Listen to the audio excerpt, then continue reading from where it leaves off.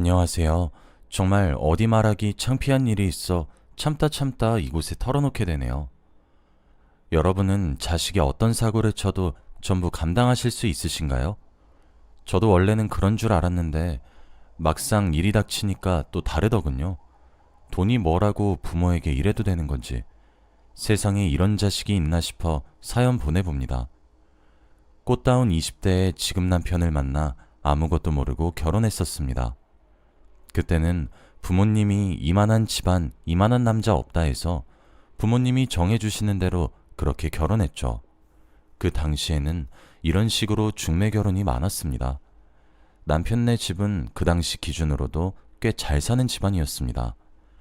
시아버님이 사업차 일본에도 자주 왔다 갔다 하셨던 분인지라 남편도 어렸을 적에 일본에서 살았다고 해요. 그 정도로 돈이 많은 집안에 운 좋게 시집가게 되었으니 당연히 결혼 생활이 가시방석 같을 수밖에 없었습니다. 시어머님이 어엿한 부잣집 사모님이다 보니 제 식습관이나 버릇 같은 걸 촌스럽다며 굉장히 싫어하셨죠. 근데 이렇게 말하기도 애매한 것이 시어머님이 질색하셨던 건 주로 이런 거였습니다. 제가 순대를 먹는다거나 길가에서 파는 음식을 사오거나 하면 세상 천지에 먹을 게 없어서 뭐 이런 걸 다 먹냐며 아주 질색팔색을 하셨죠.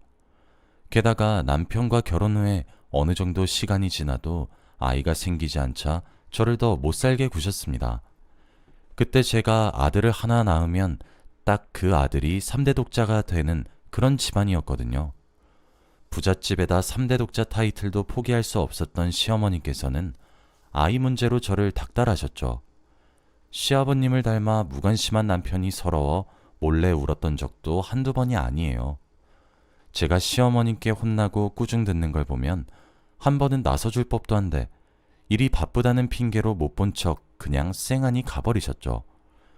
오랜 시간 아이가 안 생겨서 시어머님이 저를 두고 아예 정상이 아닌 몸 아니냐면서 지금이라도 새며느리 드려야 하는 거 아니냐고 식사 자리에서도 말할 정도로 구박이 심해졌을 쯤 제게도 기적처럼 아이가 찾아와 주었습니다. 처음 임신인 걸 알게 되었을 때 아이 그 자체보다 아이가 생겨서 다행인 마음이 더 커서 화장실에서 펑펑 울었습니다. 이제 시어머님의 구박에서 해방이구나 했어요. 다행히 아이를 가진 후부터 시어머님의 구박은 잦아들었어요. 딸을 낳으면 또 어떻게 변하실지 모르는 일이었지만 아이가 뱃속에 있던 10달간은 겨우 숨쉬고 살만하더군요. 그리고 저는 건강한 아들을 출산했습니다. 시부모님이 그렇게 바라시던 3대 독자였어요. 제가 아이를 낳고 누워있으니까 시어머님이 잘했다고 우리 집안 3대 독자 낳았다고 좋아라 하시는데 지금 생각해보니 참 씁쓸하네요. 제가 아이를, 그것도 아들을 낳기 위해 시집 온 기분이 들어서요. 아무튼 어렵게 생긴 아이니만큼 온 사랑과 정성을 쏟았어요. 눈에 넣어도 아프지 않다는 말이 그제서야 이해가 됐죠. 아이 입에 들어가거나 아이가 입는 거나 쓰는 거면 무조건 제일 좋은 걸로 하고 가격 같은 건 눈에 들어오지도 않았어요. 뭐 제가 그렇게 안 챙겨줘도 시어머님이며 시아버님이며 3대 독자라고 모두가 아들을 아꼈어요. 혹시라도 아이가 마당에서 잘못 뛰어놀다 무릎이 까지기라도 하면 당장 시부모님 호출에 불이 나게 달려가서 꾸중을 들었습니다. 애 안 보고 뭐 했냐고, 3대 독자 무릎이 이게 뭐냐고 하면서요. 전 그때 부엌에서 저녁을 차리는 중이었는데도 말이에요. 아이가 잘못되면 전부 제대로 돌보지 못한 제 책임이고 아이가 잘난 건 전부 3대 독자 집안 덕기였죠. 제가 대신 혼나는 건 그렇다 치고 아이가 넘칠 만큼 사랑받고 자라서 다행이다 싶었어요. 제가 어렸을 때는 부모님이 제 바로 아래 남동생만 챙긴다고 전 늘 뒷전이었거든요. 그렇게 자란 어린 시절을 생각하면 제 아이만큼은 사랑 속에서 키우고 싶다 생각했는데 결론적으로 누구보다 큰 사랑을 받고 자라니 이거면 됐다 싶었죠. 그런데 시간이 지나면서 제 가치관이 틀린 것 같다는 느낌이 들었습니다. 아들이 막 초등학교를 입학했을 때의 일이에요. 그때만 해도 요즘처럼 사립의 초등학교니 명문 초등학교니 구분이 제대로 안 됐을 뿐더러 그만큼 많지도 않았어서 저희 아들은 그냥 평범한 초등학교에 다녔어요. 하루는 저녁 식사 시간에 학교는 잘 다녀왔는지, 친구는 많이 사귀었는지 묻는데 아들이 대답하더라고요. 다 더럽고 거지 같아서 친구하기 싫어. 너무 순진한 말투랑 표정으로 그렇게 말하고는 밥을 마저 먹는데 순간 당황했어요. 아직 8살 먹은 꼬마애가 할 말은 아니잖아요? 그래서 왜 그렇게 생각하냐고, 그래도 다 좋은 친구들이라고 하고 달랬는데도 아들은 시큰둥했어요. 그치만 전부 우리 집보다 못 사는 거 맞잖아 라고 말대꾸하길래 그럼 못 쓴다고, 거지 같다니 말버릇이 그게 뭐냐고 이번에 따끔하게 혼을 냈습니다. 이런 식으로 혼이 나는 건 아들 입장에서도 처음 있는 일이어서 그런지 잠시 울먹거리다가 시어머님 방으로 달려가서 엉엉 우는 겁니다. 할머니, 할머니가 못 사는 애들이랑은 어울리지 말랬는데 엄마가 나 혼냈어 하면서 시어머님 품에 안기더군요. 결국 그날은 제가 시어머님에게 완전 깨졌습니다. 자기가 수준 안 맞는 애들이랑은 놀지 말라고 학교 가기 전에 가르쳐 줬다면서, 근데 그거 가지고 감히 애를 울리냐고 그러셨죠. 그때는 되려 제가 시어머님께 꾸지람을 듣기도 했고 아이가 울기도 해서 일이 흐지부지 끝나버렸어요. 아이가 그렇게 생각하는 것도 일시적인 거고 시간 지나면 자연스럽게 친하게 지낼 거라고 생각하면서요. 그런데 역시 아니었습니다. 처음 기지를 보일 때 떡잎을 잘라놨어야 했어요. 처음에 학교에서 친구를 사귀기 싫다던 아들은 중학생, 고등학생이 되어서 친구를 패고 다니더군요. 온 집안에서 오냐오냐 키우다 보니 폭군을 만들어버린 거예요. 단순히 같은 반 친구와 주먹 다짐하는 정도면 차라리 다행이게요. 아들은 매일같이 싸워대고 패싸움도 하고 다니거나 저모르게 학교도 빠지고 그랬습니다. 그럴 때마다 시어머님은 곧 죽어도 아들 잘못은 하나도 없고 전부 아들 간수를 못한 제 탓이라고만 했죠. 교육을 어떻게 시킨 거냐며 이게 수준 안 맞는 애를 며느리로 받아들이니까 애도 보고 배운 게 아니냐며 제가 눈에 띌 때마다 허공에 대고 험담을 하셨어요. 따지고 보면 아들이 크고 작은 사고를 칠 때마다 무조건 괜찮다고 잘못 하나도 없다고 감싸고 들기 바빴던 시어머님 탓인 것 같은데 말입니다. 그때 제대로 훈육했으면 아들이 이렇게까지 엇나가진 않았을 거라고 봐요. 아들이 초등학생 때 시아버님이 갑작스럽게 돌아가시고 난 이후로 남편은 시아버님이 하시던 사업을 물려받아 이를 손에 익혀야 한다며 아들 일은 여전히 나 몰라라 했습니다. 덕분에 저만 학교랑 경찰서는 뺀질나게 왔다 갔다 하며 고개를 숙였어요. 창피한 소리라는 건 알지만 가끔은 돈으로도 해결을 봤어요. 저도 부모인지라 아들 미래가 걱정돼서 할 수 있는 모든 방법을 동원해서 아들 앞가림을 대신해줬죠. 만약 남편 집안 쪽 재산도 없었다면 어떻게 됐을지 아찔합니다. 대학도 안 가겠다는 걸 말리고 말려서 겨우 지방에 있는 사립대학교에 보내놨어요. 무엇보다 대학 문제만큼은 남편이 나서서 화를 내니까 아들도 아버지 말씀이라면 무서웠는지 꼬리를 내리더군요. 그래도 대학만 나와서는 짐승이 사람이 되는 게 아니더군요. 비싼 돈 들여 대학까지 보내놨더니 아들은 일을 할 의지도 없이 다시 집으로 돌아왔어요. 할머니가 보고 싶었던 거냐며 기특하다고 좋아하시는 시어머님 빼고 남편도 저도 백수가 된 아들을 반길 순 없었어요. 저는 그래도 제 배 아파 낳은 자식이니까 어쩔 수 없었는데 남편은 아들이 고등학생일 때 아들을 반쯤 포기한 것 같았어요. 남편이 저렇게 사람 패고 다니는 놈은 답이 없다고 제게 말했던 게 기억나요. 그래도 시어머님만큼은 아들을 감싸니까 그동안은 그냥 참고 있었던 건데 얼마 안 있어 시어머님께서 돌아가시고 말았어요. 시어머님의 장례가 끝난 다음 날 집으로 돌아와서 남편이 아들에게 선언했습니다. 네가 뭘 믿고 이렇게 답 없이 사는지 안다. 어차피 네가 평생 쓰고도 남을 만큼 유산 받을 테니까 일할 필요를 못 느끼는 거겠지. 근데 네 맘대로는 안 될 거다. 제대로 된 직장 구하고 결혼해서 자리 잡고 아이 가져서 네 가정 꾸리기 전까진 내 유언장에 네 이름 못 올린다. 그런 줄 알아? 남편이 단호하게 말하니 아들이 눈에 띄게 당황하더군요. 아들은 남편을 붙잡으면서 말도 안 된다고 하나뿐인 아들한테 너무한 거 아니냐고 반항했지만 남편은 듣지도 않고 방으로 들어가더군요. 한참 동안은 남편과 아들 사이에 냉전이 계속됐어요. 그런데 시간이 좀 지나더니 아들이 매일 오후마다 옷을 나름 차려입고 어딜 나가는 겁니다. 특별히 친구도 없는 애가 어딜 나가는지 양복 차려입고 또 싸움질하러 갈 것 같지도 않아서 물어봤죠. 너 어디 가니? 일하러 가요. 직장 구했거든요. 그 말에 저녁 준비를 하던 저도 거실에 앉아 신문을 보던 남편도 깜짝 놀라 말이 안 나왔어요. 아들은 대답을 하고는 휙 나가버리고 남편이랑 저는 확실히 강하게 나가니까 효과가 있나 보다 말하고 그랬습니다. 아들이 그래도 나이 좀 먹었다고 정신을 차렸나 보다 했죠. 금방 못해 먹겠다며 그만둘 줄 알았는데 그것도 아니었어요. 2년 정도 꾸준히 일을 나갔죠. 뭐 하는 일이냐 물으니 아들이 아버지 하는 일이랑 비교될까봐 창피하다면서 그냥 작은 중소기업 사무직이라고 말하더군요. 그래도 그게 어딘가요? 전 아들이 조금씩 변해가는 것만으로도 다행이었어요. 정말 남편이 말했던 것처럼 취업은 했으니 이제 참하고 괜찮은 아가씨만 만나 결혼만 하면 되겠다 싶었죠. 저도 슬슬 손주볼 나이대로 접어들기도 했고요.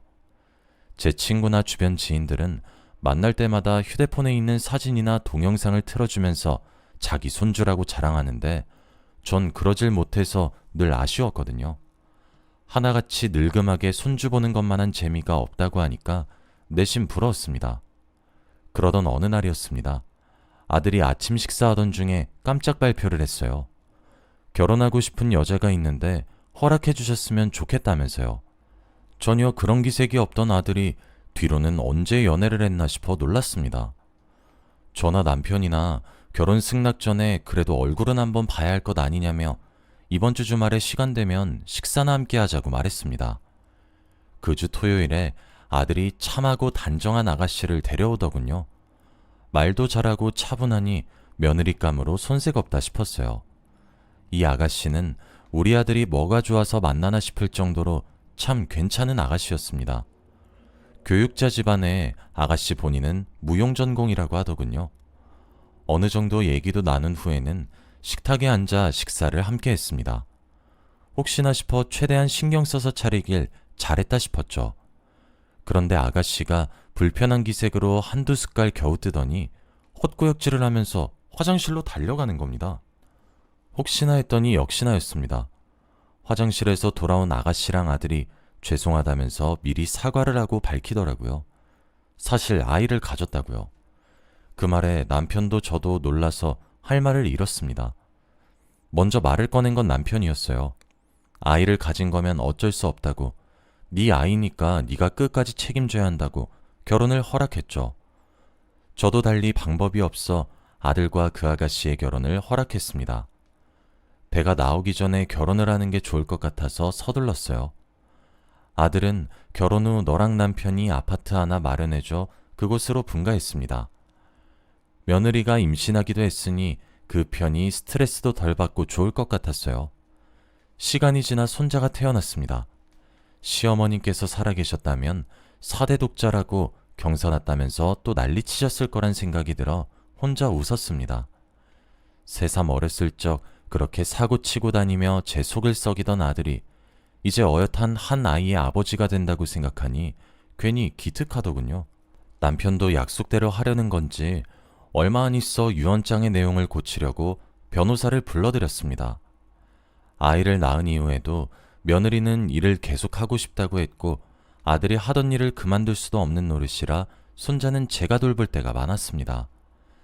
매일 아침마다 며느리가 저희 집에 아이를 맡기러 왔었죠. 아이는 따로 맡겨두고 계속 일을 하려는 며느리가 마냥 좋게 보이진 않았지만 요즘 사람들은 예전처럼 아이 하나에만 목매는 것도 아니니 어쩔 수 없구나 싶었습니다. 덕분에 저도 늙음하게 손주 돌보는 재미가 생겨서 좋았습니다. 하루는 손주랑 놀아주다가 너무 피곤해서 잠시 잠들었는데 그새 그 작은 아이가 혼자 뛰놀다가 어디에 부딪힌 건지 머리 한쪽에 피를 흘리면서 우는 겁니다. 생각보다 많은 양이라 깜짝 놀라 바로 병원으로 데려갔습니다. 피가 멎질 않는 것 같아 데려가는 동안에도 뭔가 이상하다 싶긴 했는데 병원에서 응급처치를 하려던 의사가 아무래도 혈액응고 장애가 있는 것 같다면서 수혈도 하고 따로 약물도 주사해야겠다고 했습니다. 아이 혈액형이 뭐냐고 묻는데 잘 알질 못해서 아들에게 전화해보니 O형이라고 하더군요.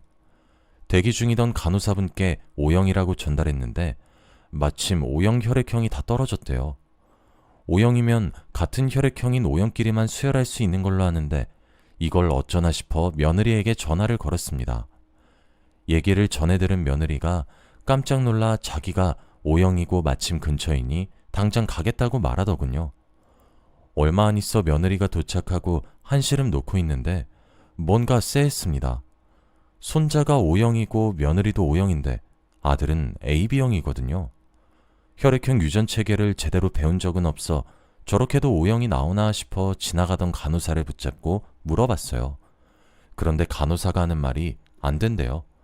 그림까지 친절하게 그려주면서 AB형이랑 O형 사이에서는 O형이 나올 수 없다고 하더군요. 그럼 손자가 아들의 아이가 아닌 건가 싶어 충격을 받은 채로 잠시 멍하니 앉아 있었습니다. 며느리가 아들과 결혼 전 바람을 피운 건가 온갖 생각이 다 들어 이대로 앉아있기만 해서는 아무 소용이 없겠다 싶어 손자를 보고 울고 있는 며느리를 잠시 불러서 단호하게 말했습니다. 속일 생각하지 말고 손자가 누구의 아이인지 밝히라고 했죠. 제 말에 깜짝 놀란 며느리가 갑자기 왜 이러시냐며 누구긴 누구 아들이에요. 형준 씨 아들이죠. 하는데 제가 간호사에게 들은 얘기를 하면서 어떻게 AB형인 형준이 아들이 O형일 수 있냐고 화를 내니까 그제서야 싫다하더군요. 손자는 아들의 아이가 아니었습니다. 며느리도 교육자 집안의 아가씨가 아니었어요. 며느리는 원래 술집에서 일하는데 전부터 아들이랑 좀 알고 지냈다고 해요. 아들이 자주 그 술집을 찾아오는 단골인지라 친분이 있었다고요. 아들이 일하러 간답시고 나갔던 것도 알고 보니 다 그 술집에 출석한 거였어요. 그런데 어느 날 자기가 아버지도 모르는 아이를 임신해버려서 앞으로 어떻게 하면 좋을지 모르겠다고 하소연을 하니 아들이 마침 잘 됐다며 자기랑 큰돈 좀 만져볼 생각이 없냐고 꼬드겼다고 합니다. 뱃속 아기는 자기 아이인 척하고 나중에 아버지 돌아가시면 유산 조금 떼어줄 테니까 자기랑 결혼해서 같이 사는 척만 좀 해달라고요.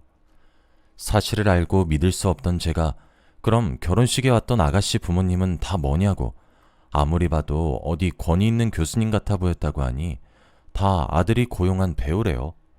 며느리의 부모님은 며느리 어렸을 적에 자기 버리고 다 도망갔다고 하더군요.